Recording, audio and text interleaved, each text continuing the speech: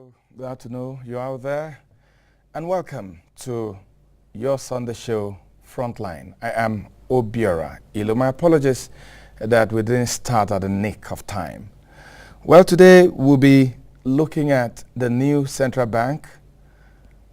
Is this going to be a new beginning? We'll look at some of the legalities of the sack, of the suspension, and what happens after all that. Today also we'll start a conversation we held with two very beautiful ladies. They are called the Nollywood twins, Chidimma and Chidebere Nike. We'll start with the first part of our conversation with them. But with me in the studio is Dr. Godwin Owo. Dr. Godwin Owo is the Executive Chairman, Society for Analytical Economics of Nigeria. Godwin had also spent part of his career in the Central Bank of Nigeria and has gone on to do a whole lot of other things. Yeah, Dr. Owo, you're welcome. Thank you very much. Well, the big story of last week was some people say sack, but the government says the suspension of, I don't know what I should say, the former Central Bank governor, Sanusi. Let's even start from the fundamentals. The statutes of the central bank, does it give room for a suspension of the governor of the central bank? Clearly, yes. My answer is yes. You see, because the statute doesn't need to expressly provide for the word sack or suspension. But the conduct, the other intervening provisions of the Act clearly provides for that. You see, because the governor, by virtue of Section 8, subsection 1, is appointed by the President, subject to confirmation by the Senate. That is clear. But along the line in Section 11 of the same Act, there were clear provisions on the grounds upon which the governor can cease. To be governor? Yes, clear. Apart from misdemeanor, apart from misconduct, apart from issues regarding whether his professional qualifications has been called to question and all that. There are clear provisions in that subsection where he can also cease if removed by the president. And it is only on that provision that it goes to the Senate. So you see, the people have subjected that section to a lot of misinterpretation. The clear provision in that act is that if the president removes the governor, that is the sixth subsection of that section 11, then that goes to the Senate for confirmation. So even the removal goes to the Senate the removal for goes confirmation? To Senate. Confirmation goes to Senate, removal also goes to the Senate. But if there is an indication of material malpractice, like fraud, misconduct, that is subject to the normal regulation of employment. So that you don't need to go to Senate where there's an allegation of fraud. There is an allegation of financial recklessness. That is a criminal offense. And you cannot tell me that if anybody in his capacity as a public servant conducts himself in such a way that he could be subjected to criminal investigation, that you need to go to Senate before you start that. No. You cannot also tell me that if, for instance, the president have gone straight to send those financial reporting practices to the EFCC or ICPC and they have commenced their investigation, then you need the Senate to confirm whether such should proceed. That is not right. And I must put it on record at this point that the Central Bank of Nigeria is, if not the most independent central bank in the world. In Ghana, the central bank governor is appointed by the president in consultation with the Council of States. Not even the legislature? No, Council of States. And his removal is not subject to any confirmation from anybody. The president can go ahead and remove him. That is Ghana, our neighbor. Now in South Africa, the governor is appointed and the deputy governors by the president subject to the recommendation of the minister and the board. The minister and the board of the Central Bank of South Africa recommends to the president, in conjunction with the president, appoints the governor.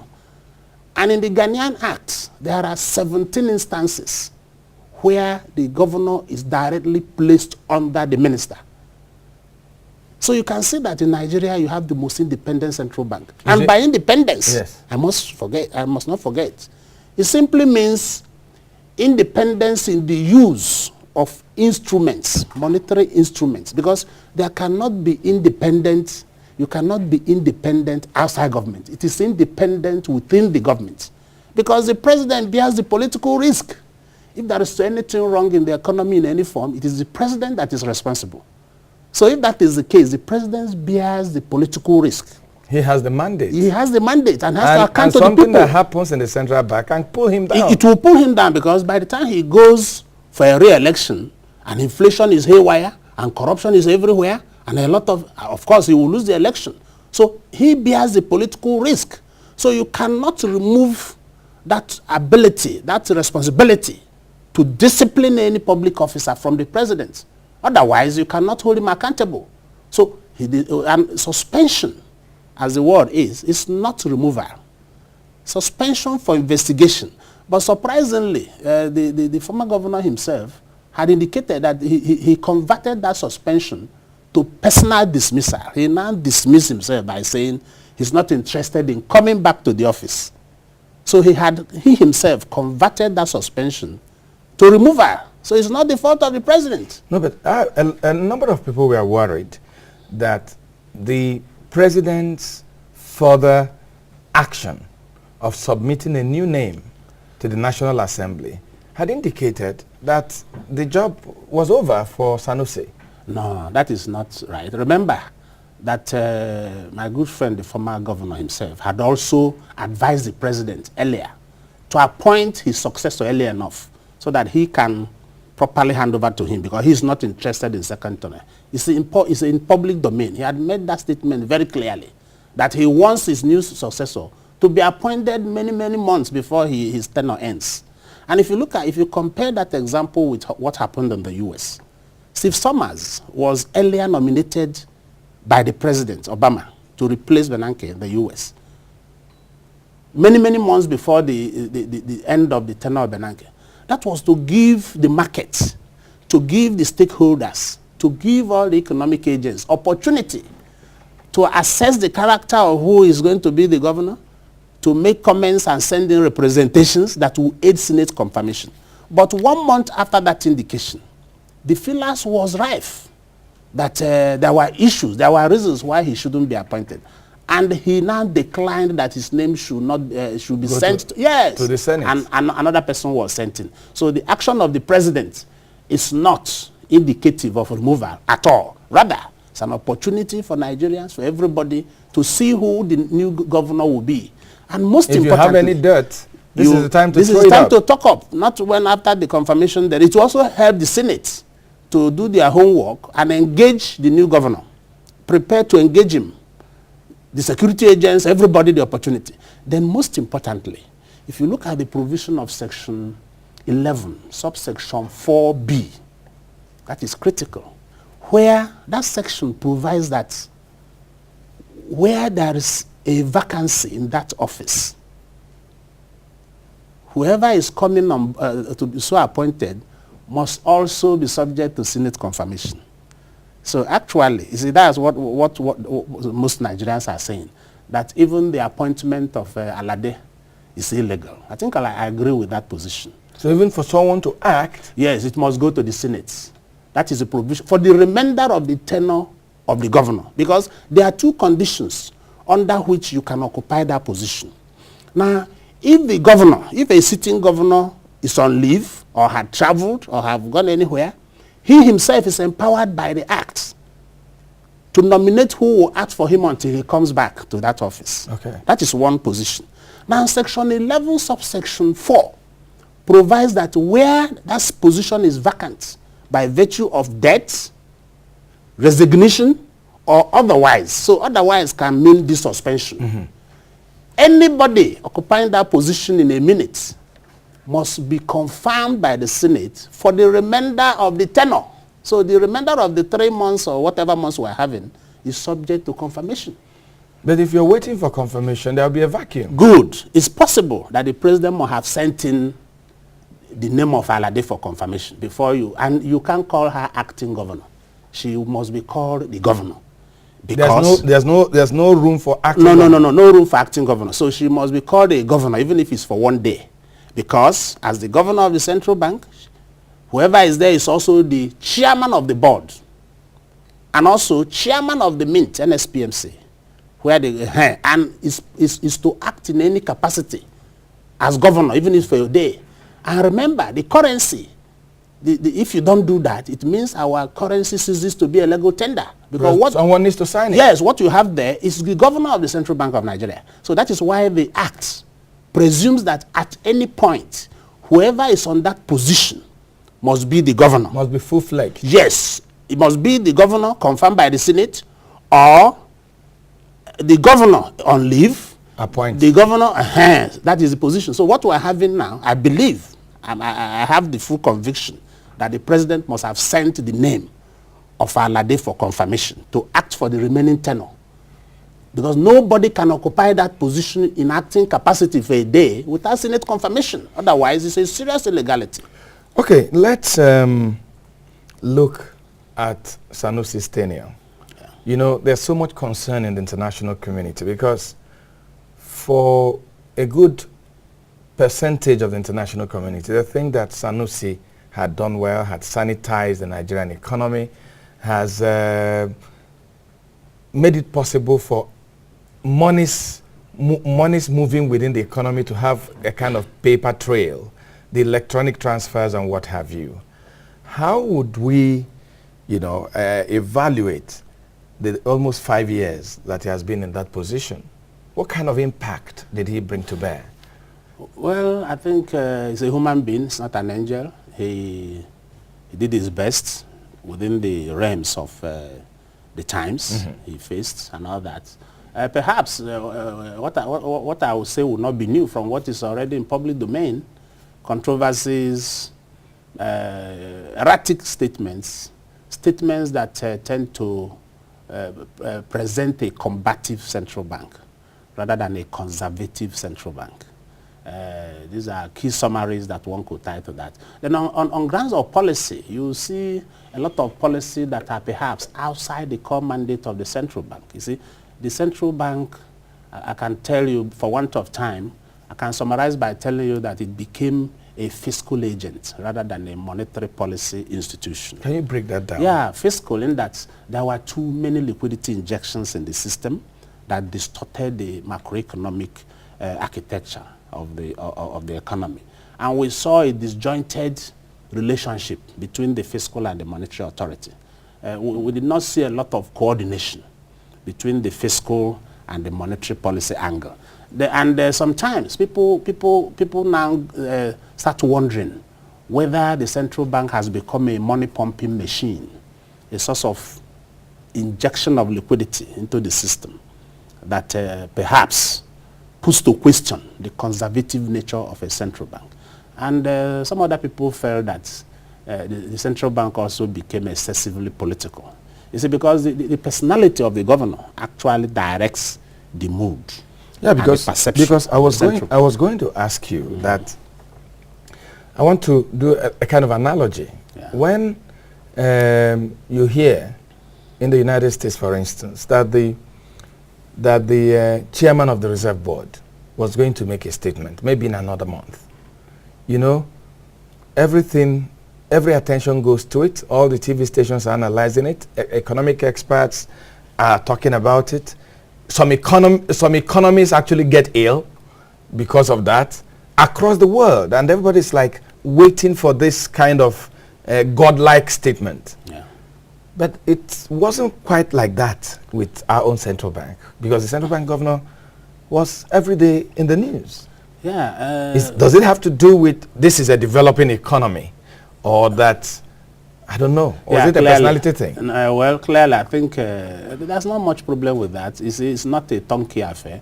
The approach in the U.S. and their own demeanor is different. Maybe perhaps that is coming from their cold-blooded nature. I would say back home here, we are warm-blooded.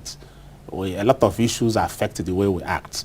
And maybe the governor felt he should be a little more developmental focused and he felt he should design a new model. And when the European and American central bank were wondering that there are a lot of things they could not do within their jurisdiction without parliamentary approval, and most of these things are getting done here, they were worried and they wanted to know why that is possible. And perhaps the central bank must have misread it to mean that they are acknowledging their expertise without knowing that they're obviously laughing at the apparent disregard of laws and rules in the way the central bank conducted these affairs. And that is what had led us to where we are.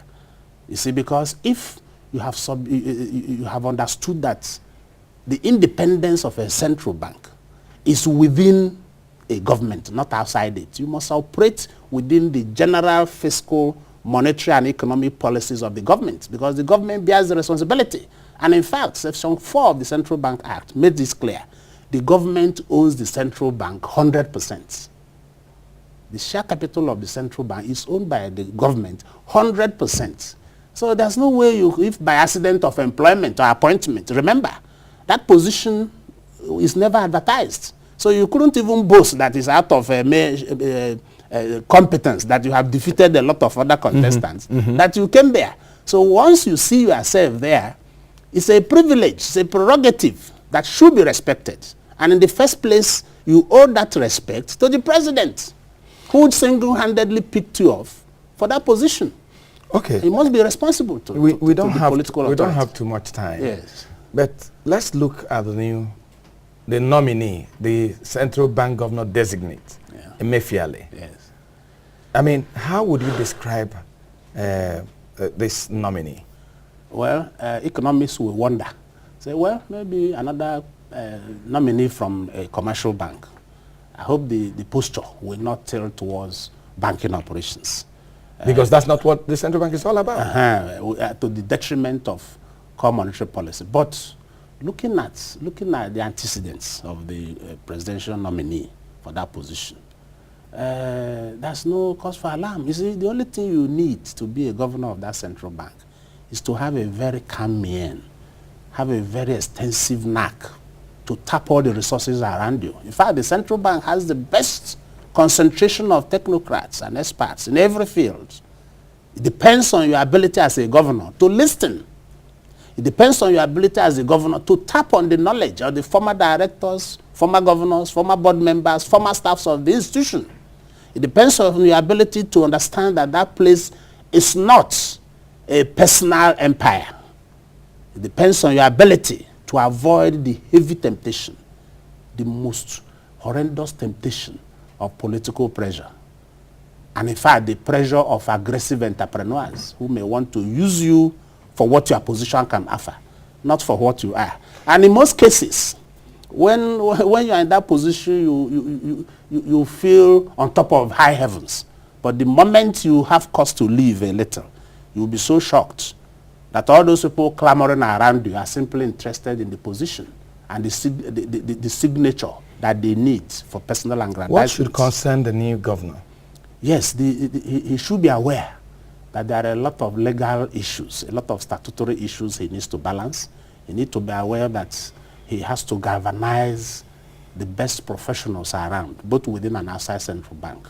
He must know that independence of the central bank does not mean constituting another federation, but having to work within the general guidelines and framework of the presidency, because the central bank is part of the presidency.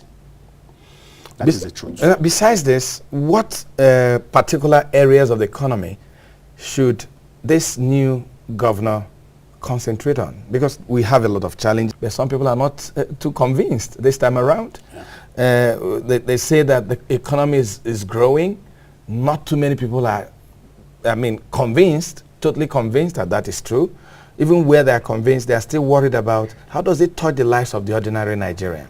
Good. How can they? I've also heard people say that that part of the concerns that should engage whoever gets to that position is also the lending policies in the country, which has been not been too friendly with SMEs, manufacturing, because they are all short-term loans, no long-term loans for long-term development of the manufacturing sector. Are these not some of the places he should be concerning himself very with? good. I pick it from the last one. He should be, that's why he should be very, very discreet. And in fact, he should not attempt engaging in liquidity injection, because that is what distorts the market interest rates.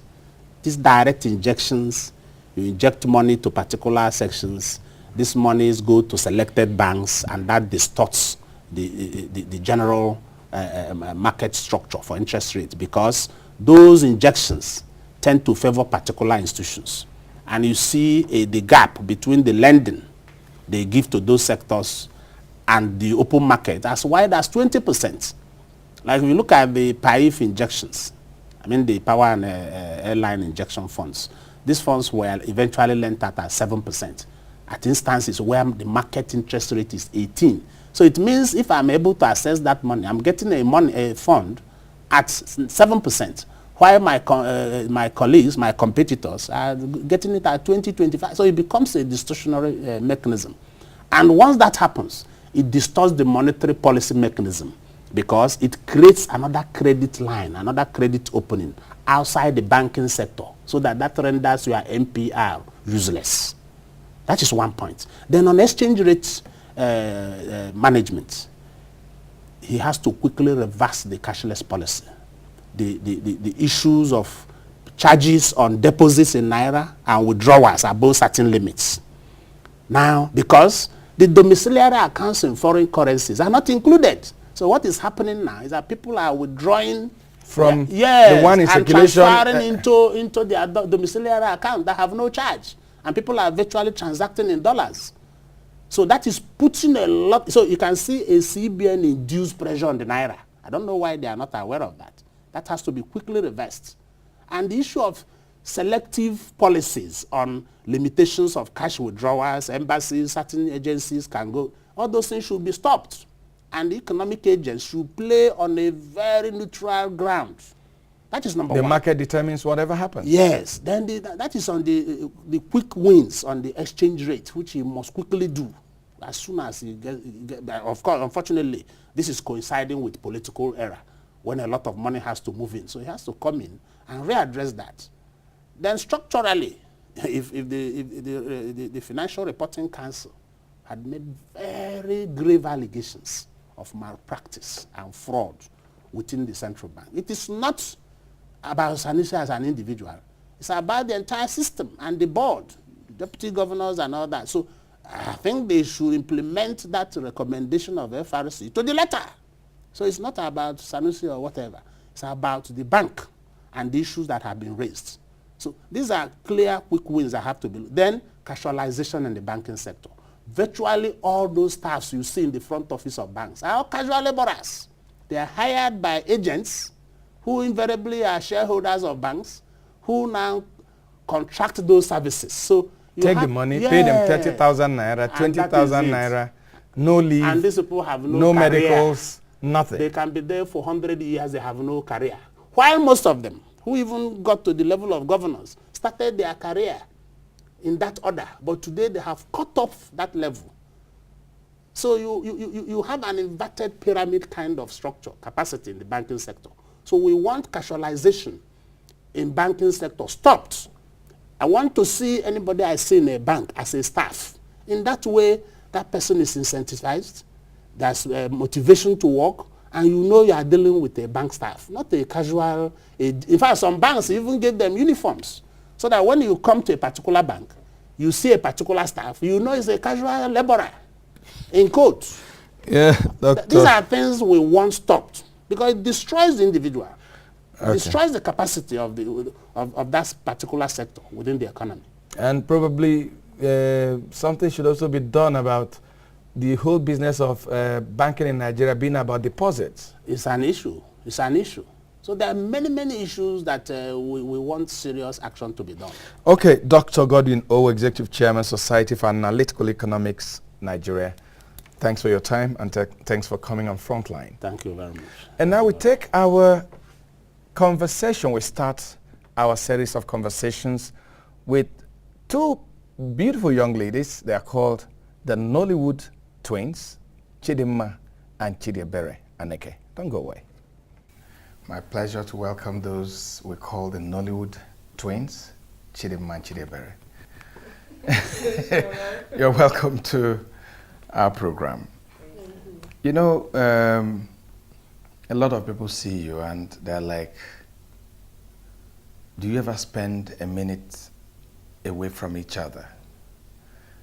Is that the way it has always been? I mean, I don't know how old you are now, but you still wear the same clothes, go to the same places, and all that. Tell me how it all began. Let me say, when we were little, aside from my dad, he loves giving us uniform. If you want to buy something for us now, he take us to the market. We choose one thing. If I like a thing, if they didn't say the second one will still come the next day to go get it. So he prefers wearing uniform. So he started from my dad. But my mom always buy the same design but different colors. But my dad must get everything the same. Well, you know, I'm going to have a big problem today, knowing which Chidimma and which Chidebere. Chidebere is the most beautiful. Oh, just shut up.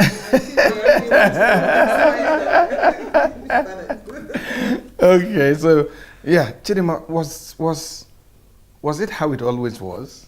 Yes, you know, it was fun when we were little, you know, wearing uniform. Sometimes we go to the market for like 1 month. Our father will be looking for uniform. If we didn't see the uniform we like, we'll come back every day, leaving what he was doing then and taking us to the market till he gets the uniform. So it was fun. And we appreciate wearing uniform. So we want to thank God and appreciate him for making us the same. You know, it's not easy. It's so beautiful in everything. But not confusing me anyway. Why you don't know? Well, okay, so let's go back actually to where it all started. I know you've been in Enugu for a long while. Was it where both of you were born? Yes. We were born in Enugu, schooled in Enugu, secondary school, primary school, and now university too. Well, I hear women don't like talking about their ages, but when was it? When did it happen? When my mate were born. So, how was it growing up, you know? Did you have other siblings, or was it just the two of you? No, it was not the two of us. Our father married 3 wives. Our mom is the second one. And it was a lovely family. We cooked in one pot, everybody the same thing. And it was fun growing up until we lost our dad. Things changed. But we thank God that the family is still together. Everybody one, nothing else. Nobody separated us. We still love each other. We pray together. We talk. Were there special things that happened because you were twins while you were growing up? God's favor, number one. Sometimes, if you look for my trouble, we'll beat you, two of us. We'll block you somewhere and see deal our with father a lot. We play pranks on my dad, on my mom, except my other sisters and my other stepbrothers. Do you mean your parents at the point didn't know who was who? My father doesn't know till he died. He never knew who was who till he died. I might be here, you'll be shouting Chidimma, Chidimma. If I know you want to send me on an errand, I will say, let me go and call her.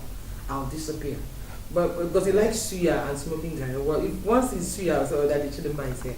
I will answer. Sometimes I collect school fees more than 3 times, likewise her. If not giving me, we'll give you again. If not giving me, give you again. But it was fun growing up. Or if I have a problem with someone in school, you now report me. Our father must surely beat us because he likes beating us, like correcting us. If you do anything wrong, my father will flog you. Our father will beat you well and still carry you and pet you and tell you, see what you did that is wrong. Don't do it next time. So he likes spanking us anytime we do something wrong. But at the end of the day, we'll still block you and tell you, okay, if I finish with you, go and tell him again. Because I know that you still flog me. So you were like a tag team. Yeah, we're always together now. We'll plan everything together. Thank you for you. Let's go back. My other sister sometimes you say, is it because I'm not 18? I say, go and get your own sister. Sometimes my mom will say, oh, two of you applied against me that because you're twins. I say, go and get your own twin sister. You know, is there something special, you know, like being twins and growing up and doing things, do you have sometimes the same kind of thought process? Chidima is thinking about something and Chidebere completes the sentence. Yes. Does it happen like that? Sometimes I might say something now. Maybe all of us are together now. Maybe I'm saying she'll be saying the same thing. Or you call me on the phone and ask me a question, and you call her, we're not together, she'll still answer. Sometimes, but not always. I was small. If I'm sick now, she will be sick. We'll be in the same hospital, same bed, close to me. Except if we're being separated, or maybe they're taking someone out. No, but now we are talking sincerely. No. Were you actually ill, or you just wanted? I mean, no. I think someone wanted to be with the other person. No, it was real. No, then we were ill. I was ill. She was. She was to get ill. Yeah. Not that she was being My dad sympathetic. had to separate us from this hospital, so I had to be in another hospital for us to get well. Then, but if we're together, we can. Then, at the point, my mom was like, "Are you sure you're going to make it this Xmas?" We told her until my dad separated us to another hospital. She was in another hospital. But we usually stick together. If once she's sick Once I said I'm having headache, her own will and if I see her face change and all that, my own will change immediately. Does it still happen? No. So you were born when your mates were born. Yeah. That's what you said. Yes. So how was school? How did you start school? Where? When we lost our father, that was 1989. 1989. Yeah, am I right? 89. 89. That was when she was about doing a prelim in IMT. We lost our father then. So when our father died, things were so... What were you doing at that time? No, two of us. I said that I wasn't going to do prelim. Okay. I wrote jam and poly jam. But like when we now lost him, things changed. Our uncles, they took everything. But the thing that we loved most was like there was love in who She we got were. an admission in ACT while I was in IMT. And then said, instead of us sitting down thinking of uncles to help, we have to work hard. We know how to make hair. Then we were selling mango, we were selling oranges. We go to where they make bread, we buy bread and go to people that make all this akara. And then go to Timber and I was like, people did not even know then that we lost our father. Well, we're so happy doing it because if I didn't do it, nobody would have done it. It might result me doing something that I will hate in future. So, but the most important thing is that we never lost hope. We're happy doing it. Even our friends in school didn't know that we lost our daddy had already gone then, but we thank God that at the end of the day, we graduated at the grace of God and everything was so fun. I want to take you back. Your relations took everything. Yes. My uncle, but he's passed now. Because I already forgiven them. Yeah, fine, but I mean, we learn from history what happened to other people, how you managed. No, a lot happened when we lost our dad. Quite alright. Everything was started afresh. They had to eject us from our place. The place we were staying, now, that was the first time we were paying for a place. But while we were happy, then each time we go to Timber Shed to sell akara and bread, we were happy. We make hair, we sleep in people's houses, doing hair till morning to pay for school fees. Then I wrote there was federal government scholarship. I went for the exam, I passed. Then the winners own, we went for the exam in Owerri, I passed. So all those things really helped me. So thank God for where we are. And there was a time when we ate bread and mineral for 6 months. We were squatting in somebody's house. And we'll go and buy this place, they sell buka. We buy a plate of food. we'll now put water in the soup and buy maybe 2 cups of gari and we'll make it and eat it. But the most important thing is that we're so happy.